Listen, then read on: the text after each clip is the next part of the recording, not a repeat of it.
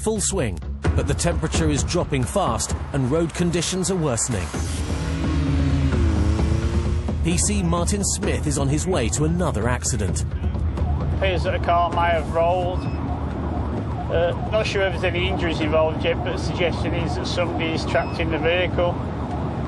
So just trying to make a bit of quick progress to get there. We're only about 4 or 5 minutes away. Emergency crews have already arrived and are working hard to beat the failing light and freezing conditions. It was really, really bitter cold, so it was not a good night to be out there on the road at all. Incredibly, the driver has been able to free himself from the wreckage. A good thing too, because this Toyota isn't an ordinary motor. You could just see by looking at the car, it was an out-and-out thoroughbred racing car. Not the sort of thing you'd want to take your family out for a day out in. Strictly something for use off-road. Because it's been modified for racing, the emergency services have been checking for unexpected hazards.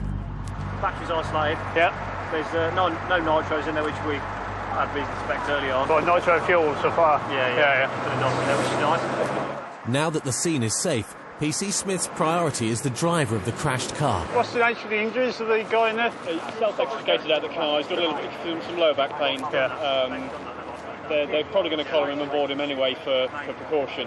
Yeah, he's collared already, I've seen that, yeah. Got himself out of the car. Compass mentis when we got here. Query knocked out for 30 seconds towards a minute.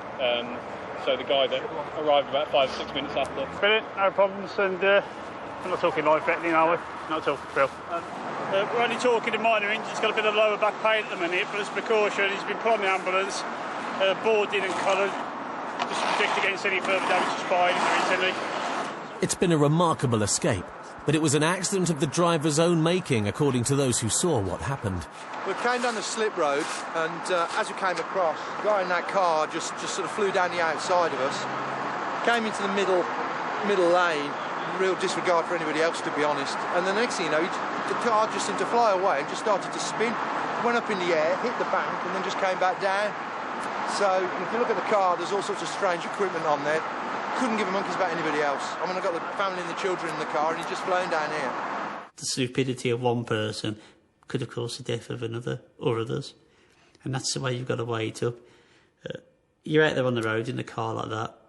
Moderate what you do, moderate how you do it, because you've got to think of the fact that you're responsible for your actions ultimately. You know, we're behind him, but the thing flies up in the air. What are you supposed to do? And it's just spinning around and then goes up the bank and then bounces back down. And all he's bothered about when he gets out is his car. You know, no concern to anybody else. Fortunately, the only one who is paying the price for his recklessness is the driver himself. How you doing? Yeah, I'm policeman for the motorway, all right. As PC Smith talks to the driver, it becomes clear the man has no idea what happened or how close he came to causing a more major accident. He doesn't realise the car's rolled over, he only thinks it's gone spinning on the hard shoulder. Doesn't realise it's actually gone over on his roof a couple of times, but I think he does really accept how lucky he is. As the driver is taken to hospital, PC Smith takes a closer look at the car. It's got racing seat belts, full roll cage, he's even got his fire extinguisher in the back, look.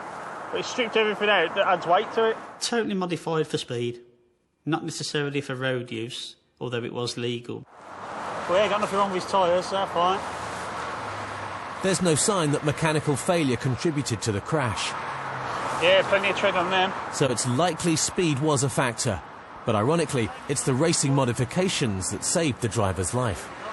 If you notice here, like, he's got the roll cage in, that's what saved him.